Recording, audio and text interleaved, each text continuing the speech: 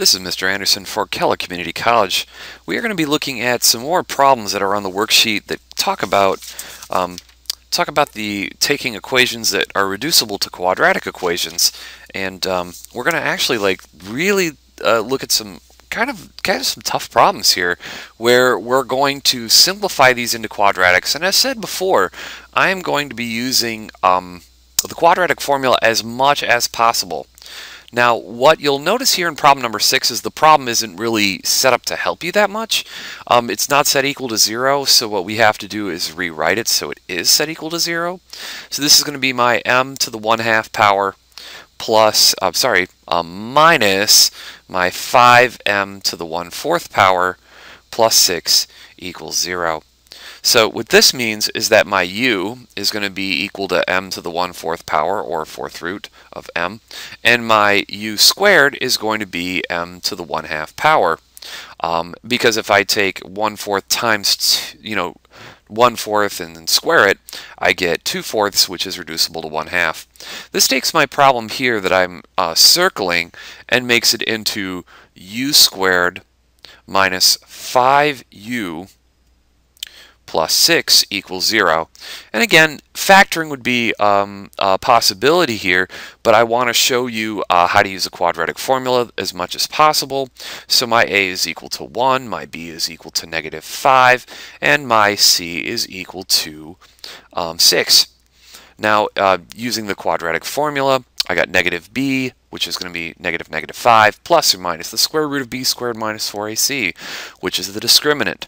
And the discriminant, if I type in -5 quantity squared minus 4 times 6, is going to be 25 minus 24, so my square root is 1, all divided by 2a, which is 2. So this gives me two answers. 5 plus the square root of 1 divided by 2, or 6 divided by 2, is 3.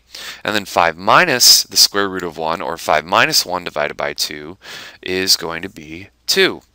So now I have my two answers. My answer, 3, is equal to u, and u is also equal to m to the 1/4, so therefore 3 is equal to m to the 1/4 power due to the transitive property. To solve for this, I would have to take everything to the 4th power to get my n by itself. M to the 1/4 power raised to the 4th power is just m, and 3 to the 4th power is big. It's 81. Now we're going to do the same thing over here. 2 is equal to m to the 1/4 power, because 2 is equal to u by the transitive property. If u is equal to m to the 1/4 power and u is equal to 2, then 2 is equal to m to the 1/4 power, which means take this to the 4th power. M is equal to 2 to the 4th power, which is 16. So which one of these two answers, or both of them, work for the problem? Well, it's time to go check this into the circled problem over here on the left, and we're going to use our calculator to do it. Now, what's a little bit troublesome is that when I go to the calculator, this will go away.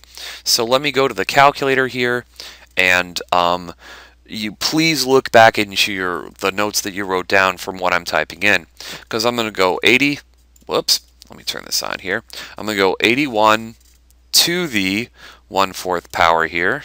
So that's going to, or 1/2 power, which is the square root, minus 5 times 81. That's going to be to the 1/4 power. And make sure that you put all your parentheses or fractions in parentheses. And then we're going to go to plus 6. And this should give you 0. Boom! And it does. Now what I'm going to do is change these, the 81s, to the other answer I have to check, which is 16. So for every 81, I'm going to switch that to a 16 and see if that's equal to 0, and it is. So these two answers, 81 and 16, are both equal to the m's in the original problems of problem 6. I alternatively could have typed the 81 into this problem, where I went the square root of 81 plus 6 is equal to 5 times the quartic root of 81, and I would see that those two numbers would be equal to each other. Or I could have typed in the square root of 16 plus 6 is equal to 5 times the 4th root of 16. So all that is true. All right, let's go to problem 7. I'm going to move that down a little bit, and let's go and start drawing here. Problem number 7, I'm going to have u is equal to x plus 2 over x plus 3. This is going to be interesting. U is equal to a binomial divided by binomial. Quick reminder that you cannot cross out the x's here because binomials are protected. That also means that u squared is equal to this piece, which is x plus 2 over x plus 3 quantity squared. So this breaks down to 9 times u squared minus 6 times u plus 1 equals 0. Now we have our quadratic formula ready to go. A is equal to 9. Sorry about that little tag there. B is equal to negative 6, and C is equal to 1. Using our quadratic formula, we're going to have negative 6, since b is negative, it's positive 6, plus or minus the square root of b squared minus 4ac over 2a.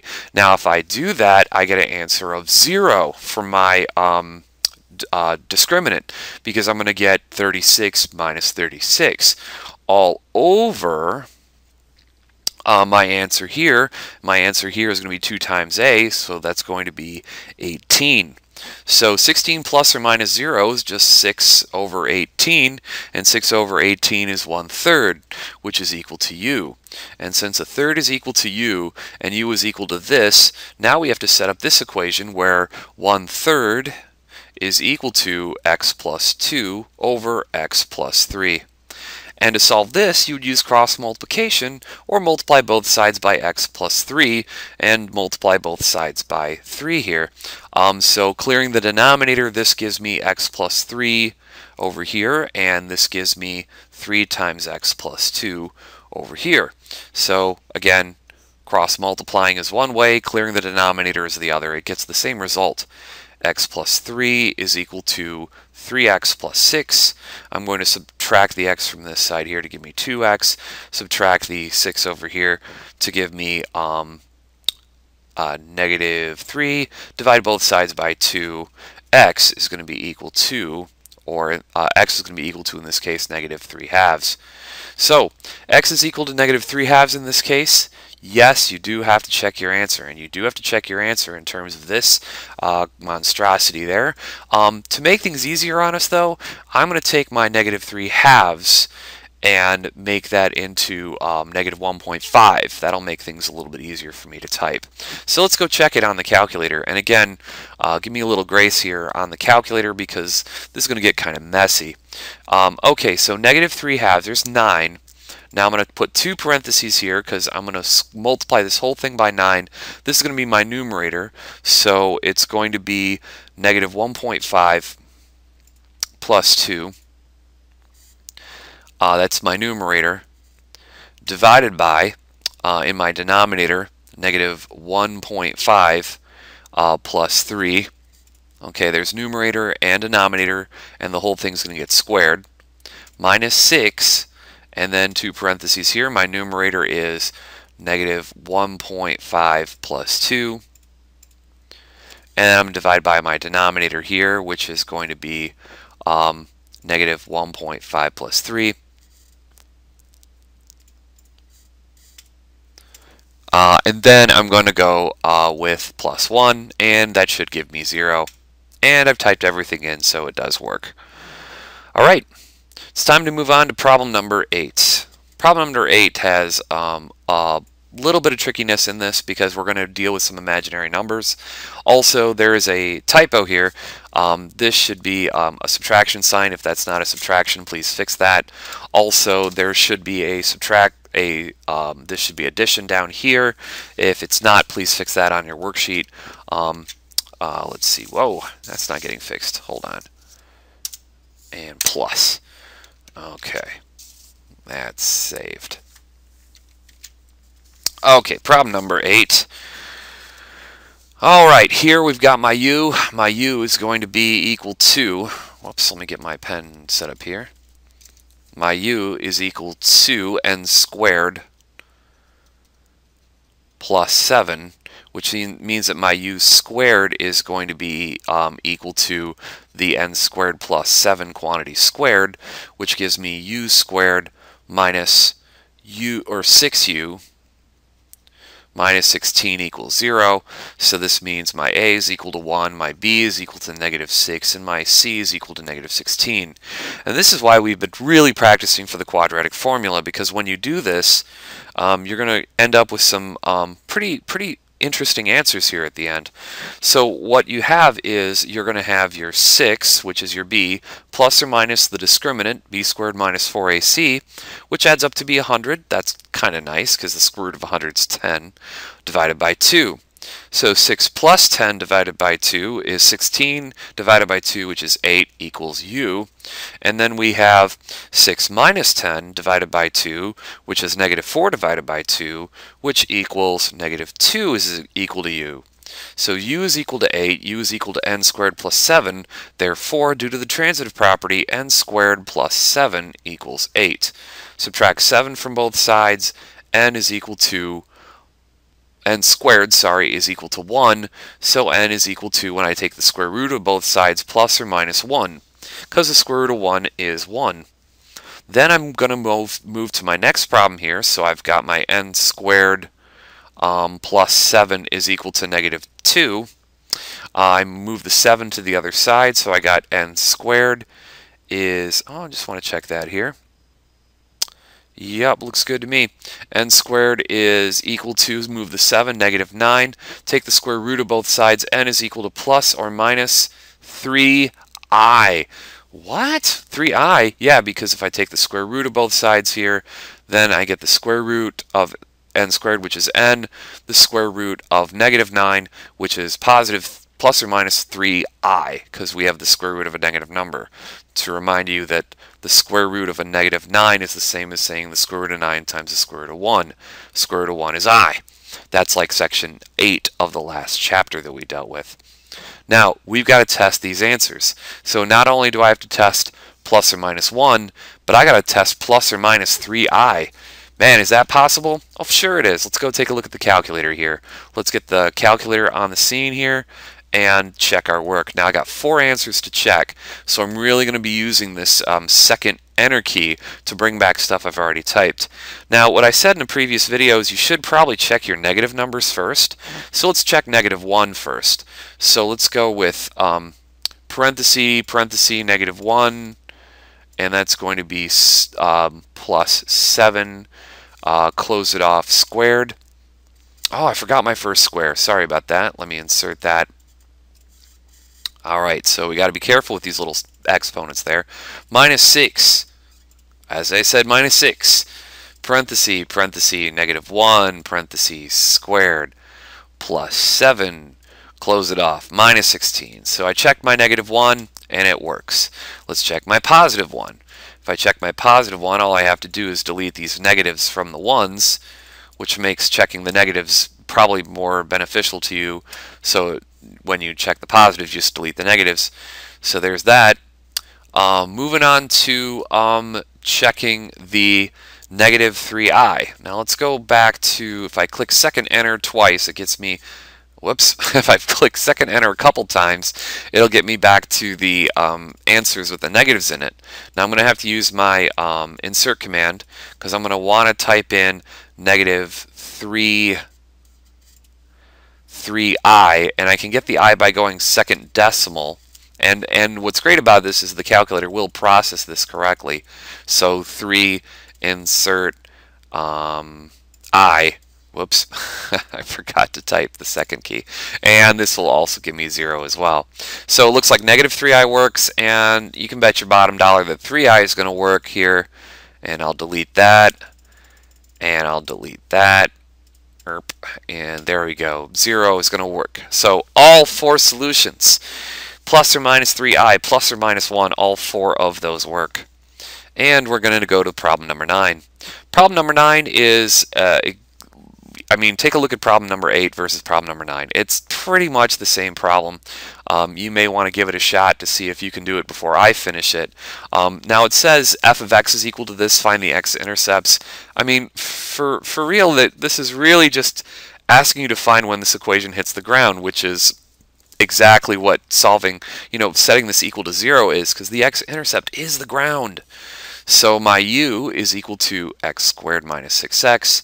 My u squared is equal to x squared minus 6x with a square around it. So this makes u squared minus 2u minus 35 is equal to 0.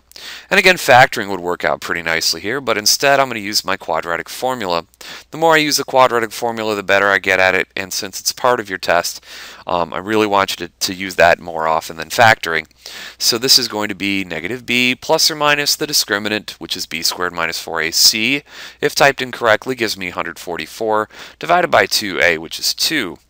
Which means I have 2 plus 12 divided by 2, or 14 divided by 2, which is 7, is equal to u. And 2 minus square root of 144, or 2 minus 12 divided by 2 is going to be negative 5, equals u.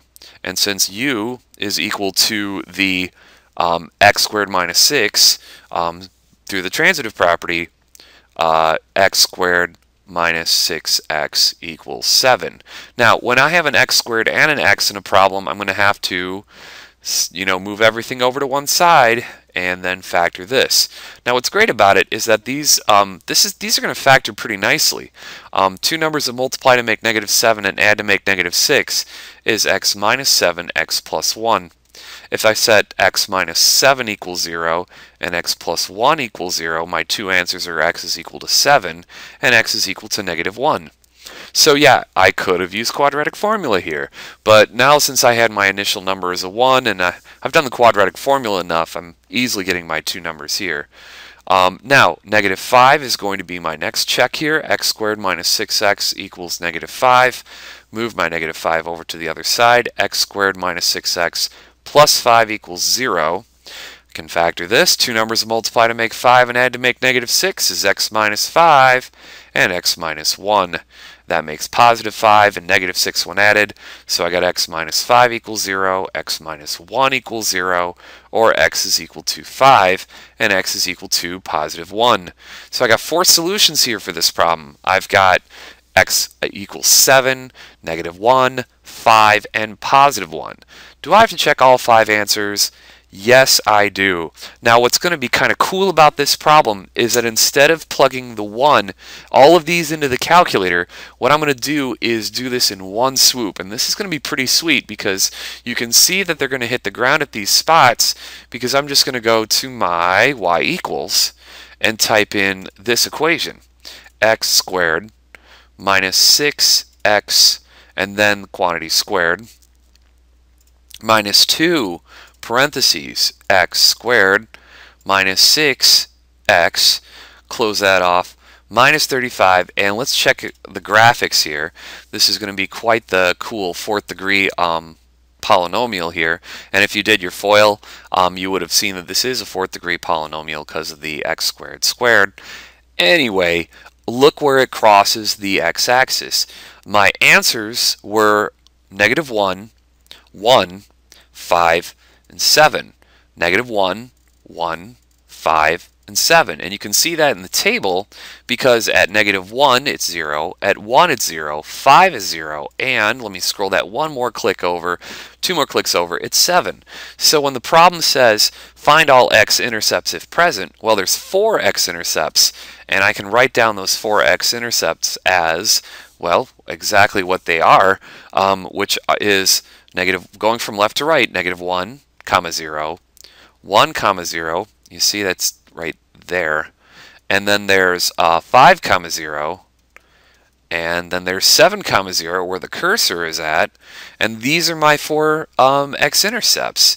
And yeah, it's true that I could actually go back and do all of the problems that we've done before, but a lot of, like before, all of these x-intercepts, all of these answers were pretty big or decimals. But at least in problem 9, you can kind of see like, oh, that's what we're doing here. Yeah, we have not stopped finding when these quadratics hit the ground or hit the x-axis.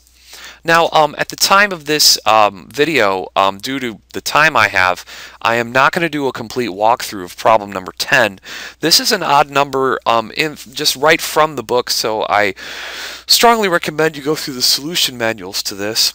I might make an addendum to this video at a later time with this problem, but at this moment I'm going to have to leave this off due to the 20 minutes or so I've been rambling on this one already, and I just don't unfortunately have the time to, but I might append this onto the end of the video at a later time, so you may want to keep checking back for this.